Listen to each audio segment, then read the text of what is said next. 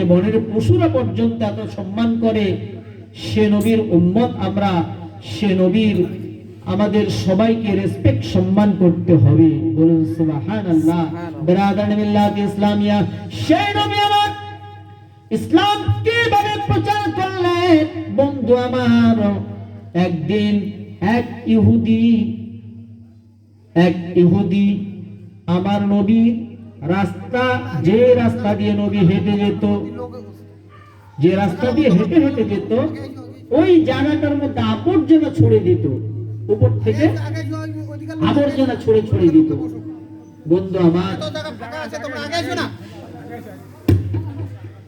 হঠাৎ বিশ্বনবী আমার একদিন দেখেন আমার উপরে আজকে আবর্জনা ছড়ায় না কেন। আমার নবী মনটা বড় খারাপ হয়ে গেল। কি করে নবী আমার দ্বীনকে প্রচার করেছেন, আর আমরা কি করছি। নবী পাক তিনি চিন্তা করছেন, প্রত্যেক দিন আমি এই রাস্তা দিয়ে যাই, উপর থেকে আমার উপরে ধুলা ময়লা পড়ে, আজকে পড়লো না কেন, নিশ্চয় তার কিছু হয়েছে। আমার নবী কিছু আজওয়া খেজুর, মানে খেজুর বাবা, খেজুরটা হলো মক্কা মদিনার মশহুর জিনিস, আর খেজুর এমন একটা শক্তিশালী জিনিস, রমজান মাসে খেজুর দিয়ে ইফতার করা সুন্নাতে রাসূল। বলুন সুবহানাল্লাহ। কেন? কারণ খেজুর যখন আপনি রোজার হালতে খাবেন, খুব তাড়াতাড়ি আপনার যে ক্লান্ত একটা ভাব থাকে, ওইটা এনার্জিটা খুব তাড়াতাড়ি চলে আসে। বলুন সুবহানাল্লাহ।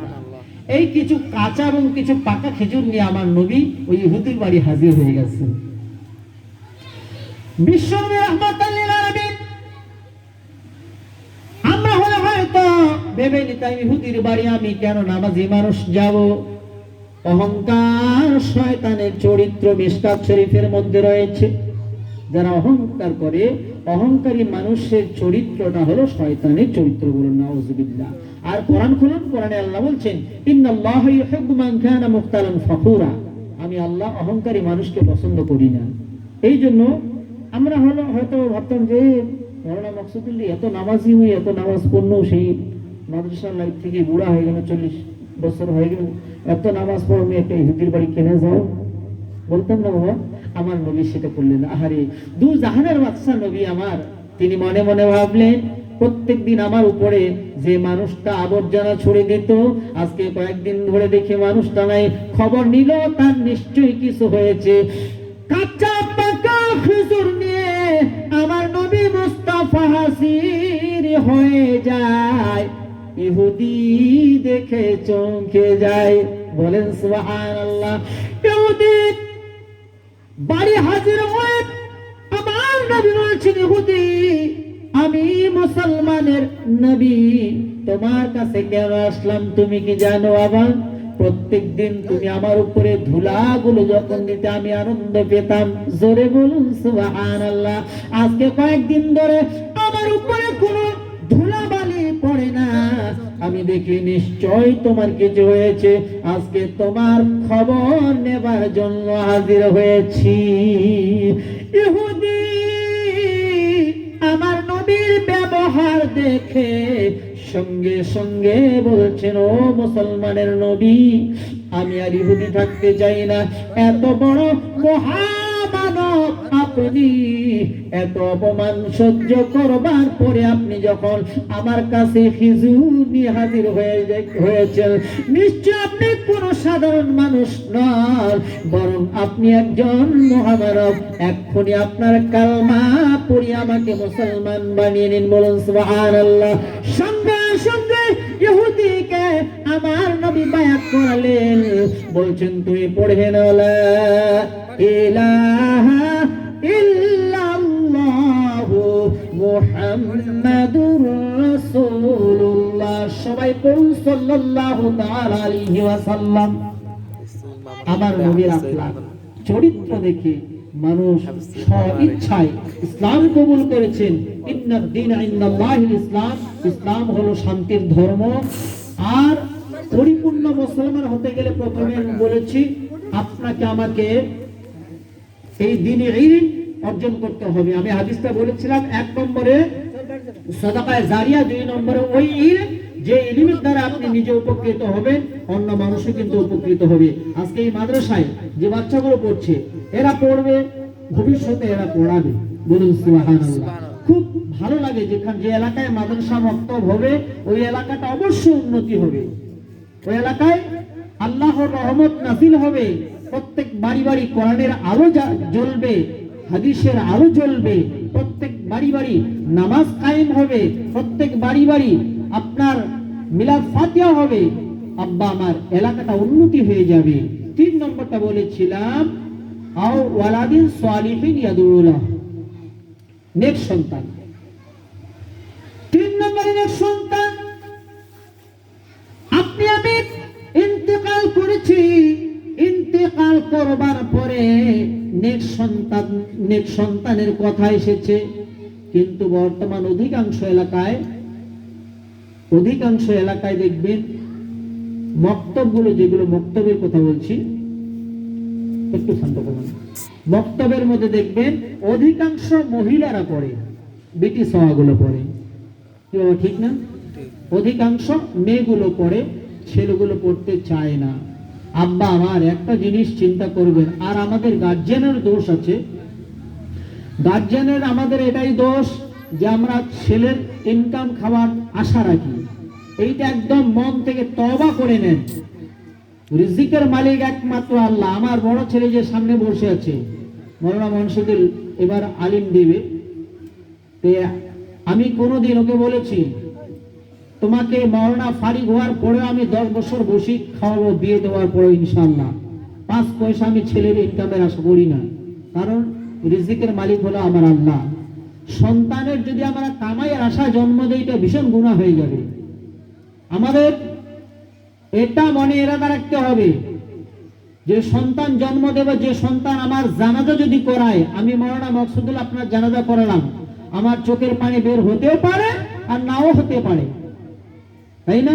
কিন্তু যখন আপনার আমার সন্তান আপনার আমার জানাজায় দাঁড়িয়ে যাবে, নাওয়াইতু আন ওয়াদ্দিয়া লিল্লাহি তাআলা 4 তাকবীরাতি সালাতিল জানাজা ফাজিল কিফায়া আসসালামু লিল্লাহি তাআলা ওয়াস সালাতু আলান নাবিয়্যি ওয়াদ দুআ লিহাযাল মাইয়্যিতি, নাকি ইক্তাদাইতু বিহাযাল ইমাম মুতাওয়াজ্জিহান ইলা জিহাতিল কাবাতিশ শরীফাতি। আল্লাহু আকবার।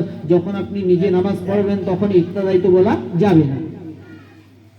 সন্তান যখন জানাজার জন্য দাঁড়িয়ে যাবে, সামনে বাপের লাশ পড়ে আছে, মায়ের লাশ পড়ে আছে, ওই সন্তান জানাজা করাবে এবং চোখের পানি ছেড়ে দেবে।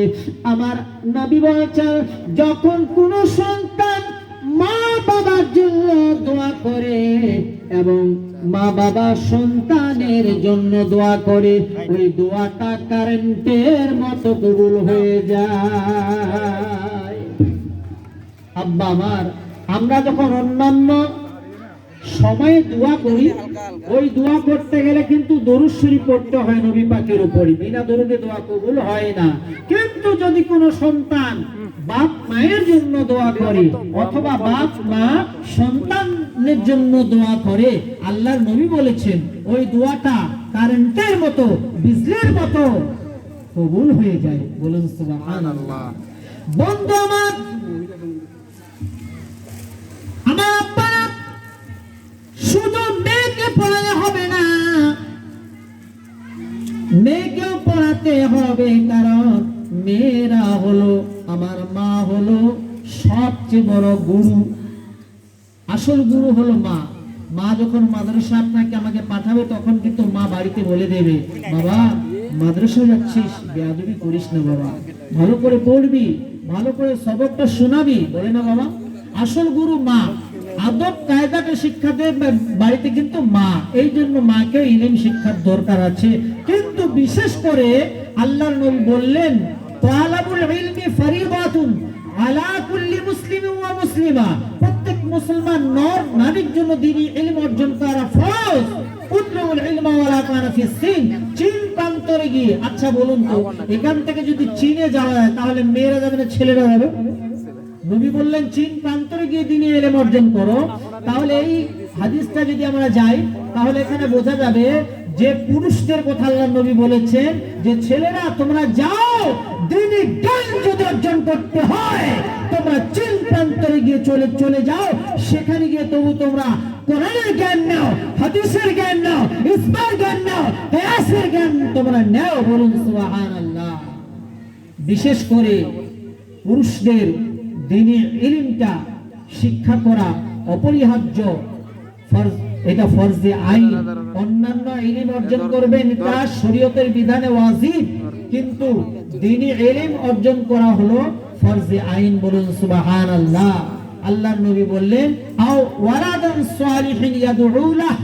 3 নম্বরটা হলো তোমরা যদি নেক সন্তান পৃথিবীর জমিনে রেখে যেতে পারো, কোন সন্তানকে একটা কোরআনে কারি বানিয়ে দাও, কোন সন্তানকে আলিমে হক্কানি বানিয়ে দাও, কোন সন্তানকে আপনারা একটা কোরআনে হাফিজ বানিয়ে যদি ইন্তেকাল করতে পারেন, ওই সন্তান যখন আপনার আমার জন্য দোয়া করবে, ওই সন্তান যখন আপনার আমার জন্য তেলাওয়াত করে হাত তুলবে, ওই সন্তান যখন নামাজ কায়েম করে আল্লাহর দরবারে হাত তুলবে, আমার নবী বলছেন ওই দোয়াগুলো, ওই সন্তানের নেক আমলগুলো আপনি আমি মরে কবরে শুয়ে আছি, কিন্তু সেই নেকিগুলো যেরকম এখানে একটা নদী আছে না আপনার এখানে ছোট স্রোতটা নিচের দিকে যাচ্ছে না, ওই রকম করে এই সওয়াবগুলো আপনার সন্তান করছে দুনিয়ার বুকে, নেক সন্তান, যে নেক সন্তানটা যে আমলগুলো করছে এর সওয়াবগুলো আপনি মরে কবরে আছেন এইভাবে, এবার ওই সওয়াবগুলো পানির স্রোতের মতো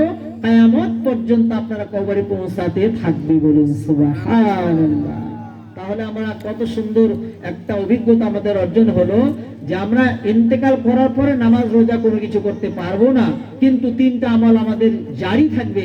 1 নম্বরে সাদাকায়ে জারিয়া করতে হবে, 2 নম্বরে ওই ইলম আপনি শিখেছেন অন্য কাউকে শিক্ষা দেন, এইটা আপনার আমার কবরে পৌঁছাবে। 3 নম্বর হল নেক সন্তান বানিয়ে কমসে কম একটা সন্তানকে কোরআনে হাফিজ বানান, কমসে কম একটা সন্তানকে আলিমে হক্কানি বানান। বেশি কিছু না করতে পারলেও যদি আপনারা মনে করেন যে না আমরা মৌলভী মাওলানা কামাই নাই, ওইগুলো করে হবে না, মাস্টার ইঞ্জিনিয়ার বানাবো, ঠিক আছে বানান, কিন্তু কমসে কম দ্বীনি তালিমটা দেন যেন আপনার জানাজাটা করাতে পারে, কমসে কম যেন ইস্তিনজা করে পানিটা নিতে পারে, কমসে কম ওয়াজুব দোয়াগুলো যেন জানতে পারে, কমসে কম শোয়ার দোয়াটা যেন জানতে পারে, কমসে কম নামাজের নিয়তগুলো আছে, আরকান আহকামগুলো আছে, এগুলো যেন কমসে কম জানতে পারে। কমপক্ষে নিজের চলার মতো আপনারা নিজের সন্তানকে শিক্ষা দেবেন।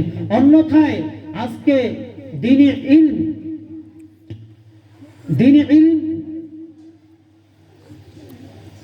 আল্লাহর নবী যে হাদিসটি বললেন চীন প্রান্তরের কথা, সেই সময়টা ছিল আলাদা।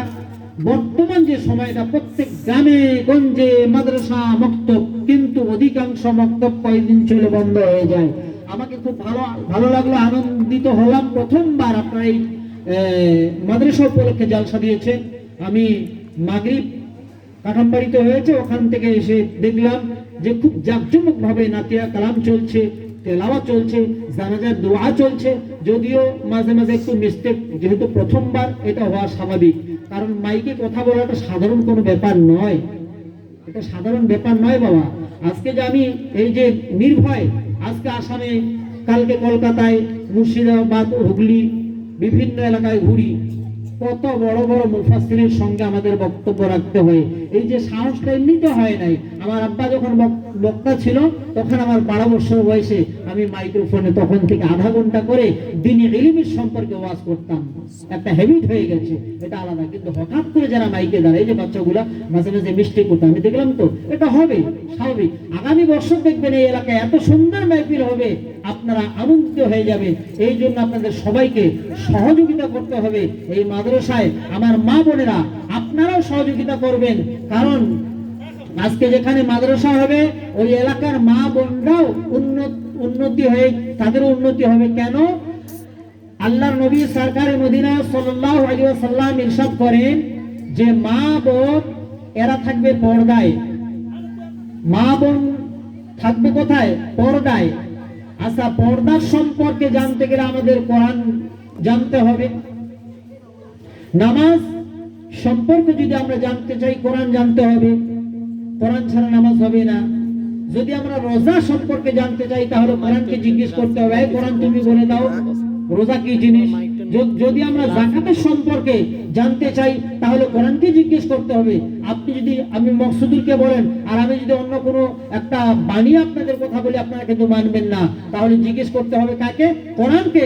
এই কোরআন তুমি বলে দাও যাকাতটা কি জিনিস, এই কোরআন তুমি বলে দাও সাউন্ড কি জিনিস, এই কোরআন তুমি বলে দাও জিকির কি জিনিস, এই কোরআন তুমি বলে দাও বাপের হক কি জিনিস, মায়ের হক কি জিনিস, স্বামীর হক কি জিনিস, স্ত্রীর হক কি জিনিস, ইত্যাদি ইত্যাদি যা কিছু আছে সমস্ত কোরআন এক বাক্যে বলে দেবে যে তোমরা আসো আমি কোরআন তোমাদের বলে দেব, তোমাদের কোন সমস্যার সমাধান এই কোরআনের মধ্যে নাই। বলুন সুবহানাল্লাহ। ব্রাদার মিল্লাত ইসলামিয়া, আমার মা বোনেরা, এই পবিত্র মাদ্রাসায় আপনারাও একটা টাইম করে এই মাদ্রাসায় শিক্ষা অর্জন করবে, কারণ যখন আপনারা মাদ্রাসায় আসবেন তখন জানতে পারবেন পর্দা কি জিনিস। পর্দার কথা যদি বলা যায় তাহলে বর্তমানে আমাদের এই জলপাইগুড়ি ডিস্ট্রিক্ট সবচেয়ে নিম্ন স্তরে চলে এসেছে। বিভিন্ন এলাকা ঘুরেছি কিন্তু আমাদের জলপাইগুড়ি ডিস্ট্রিক্টের পর্দার দিক দিয়ে একদম নিম্ন স্তরে সবচেয়ে নিচু হয়ে আছি আমরা, পর্দা নেই বললে চলে। আর যাদের ধর্মে যেটা চলে সেটা আলাদা বিষয়, কিন্তু তাদের দেখা দেখি আমাদের মেয়েরাও আজকে ওড়না, বুকে ওড়না নাই, মাথায় কাপড় নাই, বুকে কাপড় নাই, বেঢং ভাবে আমরা চলে যাচ্ছি। আর এর জন্য কিয়ামতের ময়দানে আমি মকসুদুলকে ধরবে আল্লাহ রাব্বুল আলামিন, যখন আমি আল্লাহর দরবারে দাঁড়াবো, জান্নাতে যাওয়ার জন্য তৈরি হয়ে যাব, হঠাৎ করে আমাকে আটকে দেওয়া হবে, বলছে না তোমার জন্য জান্নাত নয়। বলে কেন?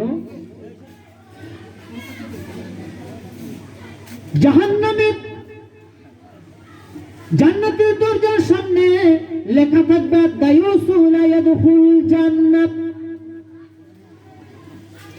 আর মকসুদুল বাংলা ভাষাভাষী মানুষ, আরবি জানি না, আমি জিজ্ঞেস করব ও ফেরেশতা এটা কি লেখা আছে?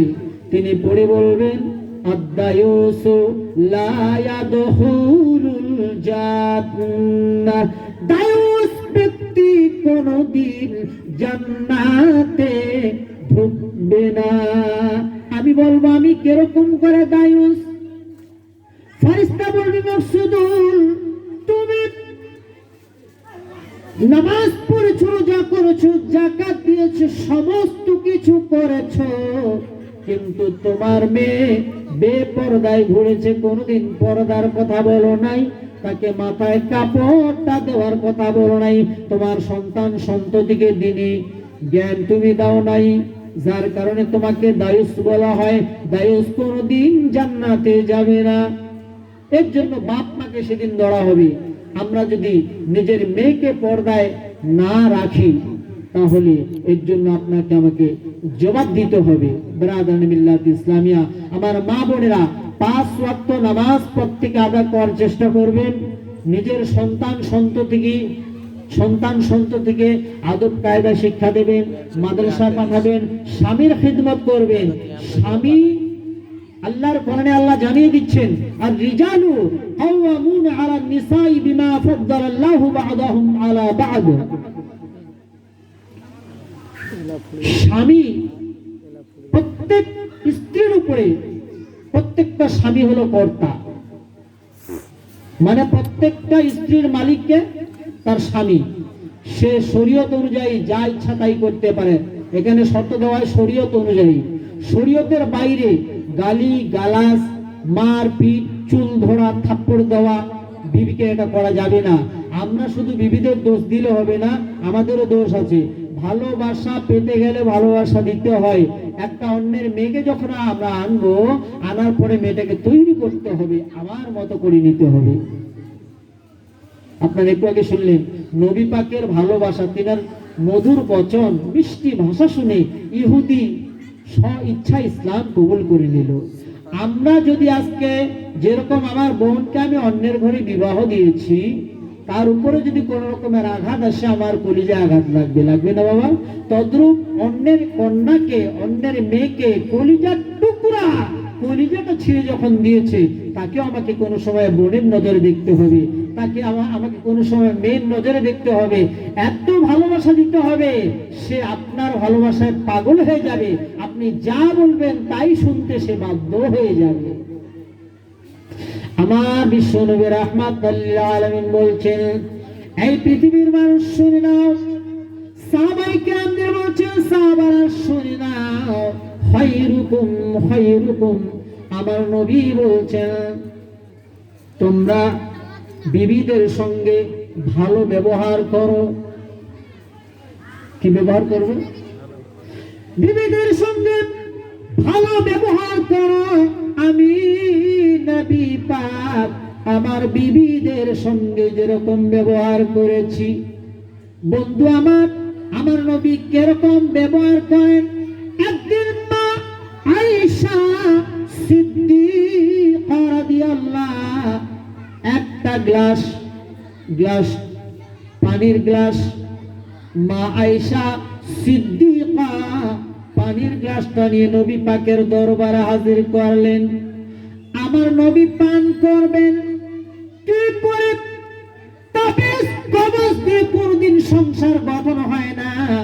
ওদলাবাড়ি জামে মসজিদে 17 বছর ধরে রয়েছি বাবা, কত তাবিজ কবজের ব্যবসা দেখলাম জীবনে, আমার কাছেও আসে, কিন্তু মাওলানা মকসুদুলের একটা রেকর্ড আছে, কারো বাবার দম নেই, কারো বাপের বুকের পাত্তা নেই যে বলতে পারবে মাওলানা মকসুদুল তাবিজ দিয়ে 100 টাকা ছেড়ে নিয়েছে, আই ক্যান চ্যালেঞ্জ। কিন্তু অনেকে আসে, বাবা বাবা বলে ডাকে, বাবা একটা ইস্যু তাবিজ করে দেন না, আমার স্বামীটা দেখতে পারে না। আমি বললাম, মারে তাবিজ দিয়ে হয় না, তুমি তোমার স্বামীকে কন্ট্রোল করতে পারবে, সেটা তোমার ভিতরেই আছে, তোমার ভালোবাসা দিয়ে। বলুন সুবহানাল্লাহ। বন্ধু আমার, মা আয়েশা সিদ্দিকা পানির গ্লাসটা যখন নবীর হাতে দিয়েছেন, আমার নবী একটু মুস্কি তাবাসসুম হাসি দিয়ে বললেন, আয়েশা এই গ্লাসটার পানি প্রথমে তুমি একটু পান করে নাও। মা আয়েশা পানি পান করলেন। আমার নবী খুব সূক্ষ্মভাবে দেখলেন কোন জায়গার মধ্যে আয়েশার ঠোঁটটা লেগেছে। আমার নবী পানির গ্লাসটা যখন আয়েশা পান করবার পরে হাতে দিয়েছেন, আমার নবী ঠিক যেই জায়গায় আয়েশা ঠোঁট লাগিয়েছে, আমার নবী ওই জায়গায় ঠোঁট লাগিয়ে পানি পান করেছেন। জোরে বলুন সুবহানাল্লাহ। আচ্ছা বলুন তো, এখন স্ত্রীটা স্বামীকে ভালোবাসবে কিনা? বলেন, আয়েশা এখন নবীর সঙ্গে দুশ্মনী করবে না ভালোবাসবে? এই জন্য ভালোবাসা শুধু একতরফা হয় না গো, ভালোবাসা পেতে গেলে ভালোবাসা দিতে হয়। কি গোটা শেষ নাকি? ব্রাদার মিল্লাত ইসলামিয়া, আমার আব্বা আমার ভাইয়েরা, এটা তো সেরকম কোনো বড় ধরনের জালসা নয়, আপনারা মাদ্রাসা উপলক্ষে দিয়েছেন। আমার আর বিশেষ করে আমার শারীরিক খুব খারাপ, বললাম পরশু দিন আমার প্রায় রাত 11টা অবধি আমার স্যালাইন লাগানো ছিল। আমি গেলে বাধ্য হয়েছি, আপনাদের এই মোশাউল ভাই বাধ্য করলো আমাকে পাঠাতে, আসতে, তিনি পাঠালেন, আসতে বাধ্য হলাম। তাড়াহুড়ো করে এই ভাঙা গলা নিয়ে, জ্বর নিয়ে আপনাদের সামনে 2-4 কথা বলেছি। বলার মাধ্যমে অগণিত ভুল ভ্রান্তি হতে পারে, আপনারা ছেলে অথবা ছোট ভাই মনে করে ক্ষমা করবেন। আচ্ছা, মাদ্রাসা, আপনাদের মাদ্রাসা তো এখনো আনকমপ্লিট নাকি? কাজ তো অনেক